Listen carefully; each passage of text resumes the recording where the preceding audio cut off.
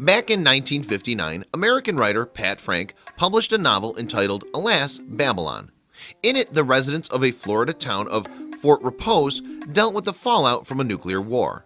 And although Fort Repose was fictional, it was based on the real-life city of Mount Dora, Florida.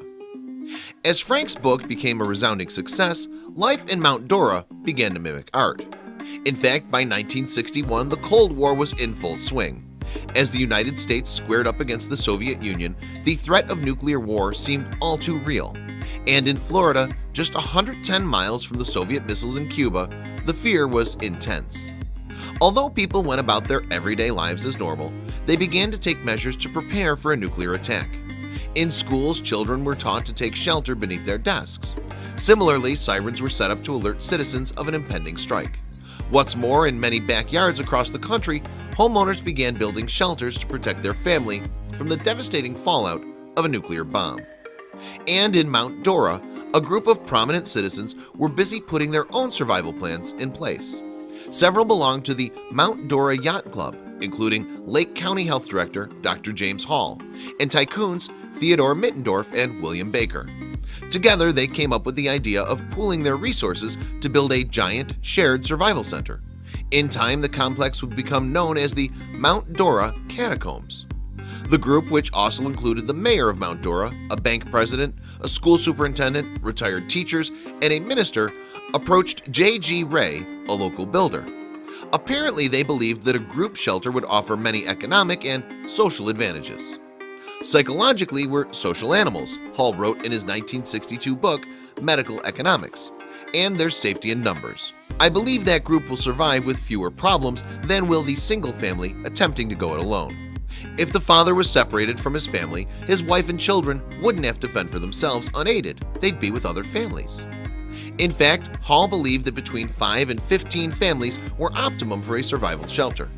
In the event, the idea was so popular in Mount Dora that 25 families committed to the cause. Each of them invested around $2,000, which is about $15,000 in today's money. Although he was offered a place in the shelter as part of his fee, Ray declined and instead accepted $60,000 to complete the job. Over the course of the next 6 months, a crew of 15 people worked secretly to construct the 5,000 square foot shelter. One of the group's fears was that others in the community would find out about the shelter. So, because they did not have room for everyone, Hall told curious visitors that he was building a croquet court. Impressively, the group even went so far as to construct a real grass court to complete the illusion. When it was finally completed, the shelter lay hidden 6 feet underneath an orange grove on the outskirts of the city.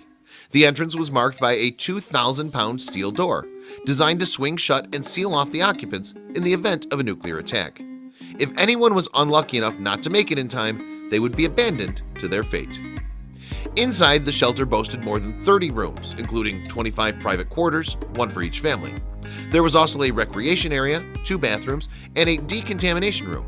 In fact, most reports consider it the largest bomb shelter ever built on private land. The shelter was designed to accommodate 100 people for as long as 6 months, if necessary. Apparently, the group believed that this would be long enough for radiation levels on the surface to fall. After that, they would re-emerge equipped with uncontaminated seeds and begin to rebuild society. In order for the inhabitants to survive so long underground, the shelter had plenty of mod cons. For instance, a diesel engine installed in a soundproof room would provide power. Meanwhile, an air conditioning system and dehumidifiers would help to maintain a comfortable environment. In the lobby, a kitchen supplied with an electric burner would allow the inhabitants to cook meals. With no access to the outside world, they would need to survive on canned fruits and vegetables and potted meats. And to make sure that nobody tried to take more than their fair share, an armed security committee was established to maintain order. Additionally, a medical committee was set up to care for the health of the inhabitants. In fact, the group boasted 2 doctors, 2 nurses, and a pharmacist. The shelter was also equipped with plenty of medicine and a clinic where major operations could be performed. If anyone died, they were to be buried in crypts in the walls so that no one needed to risk going above ground. However, it wouldn't all be doom and gloom inside the shelter. Into each individual unit, the 25 families also packed the essentials that they thought they would need during an extended stay underground. Among them were chocolate bars, children's toys, and even party gowns, suggesting that at least one family planned to keep their spirits high.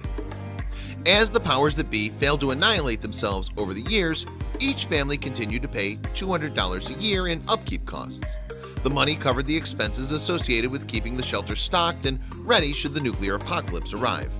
However, in the end, the family spent just one night underground during a drill. By the time the 1970s rolled around, the threat of nuclear war had faded. Indeed, many of the people who had initially set up the shelter had died or left town. Eventually, the electricity and dehumidifiers were turned off, and mildew began to grow on the walls. Today, the Mount Dora catacombs belong to a private owner who acquired them after purchasing a property nearby. He hosted a few parties there, but then closed up the shelter, unable to think of a use for the vast underground space. Now, aside from the odd, curious visitor admitted on a guided tour, the rooms are left to the cockroaches. But with nuclear war in the world's headlines once more, will they soon find themselves evicted in favor of human occupants?